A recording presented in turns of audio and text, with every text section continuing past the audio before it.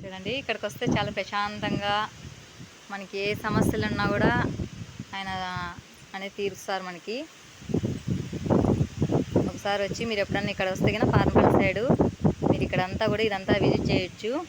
Temple చాలా బాగుంటుంది. నవగ్రహాలు చూడండి, మనకు చుట్టూ అంతా కూడా మనకు ప్రశాంతమైన వాతావరణం అనేది కనబడిస్తుంది ఇక్కడ. జై శ్రీరామ్, జై హనుమాన్. ఇక్కడ చూడండి, ఇది మనకి కోనేరు, కాకపోతే వాళ్ళు కింద పడుతున్నారనే ఉద్దేశంతో వాటర్ వదలలేదంట. ఇక్కడ కింద కూడా మీరు చూడొచ్చు, కింద పరమేశ్వరుడు అనేది ఆత్మలింగం అనేది ఉంటుంది ఇక్కడ.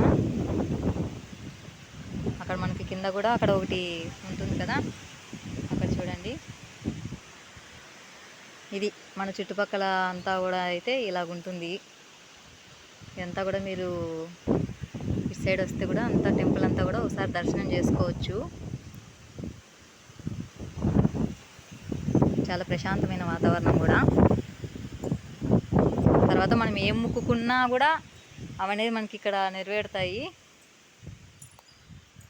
మీరు ఇంకా ముక్కోటి ఏకాదశి రోజు వచ్చినా కూడా సూపర్గా ఉంటుంది. ఎందుకంటే ఇక్కడ చాలా బాగా అంటే 3 డేస్ కూడా బాగుంటుంది.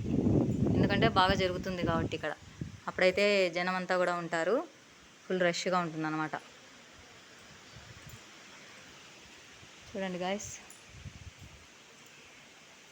ఓం నమో వెంకటేశాయ, ఓం దత్తాత్రేయ.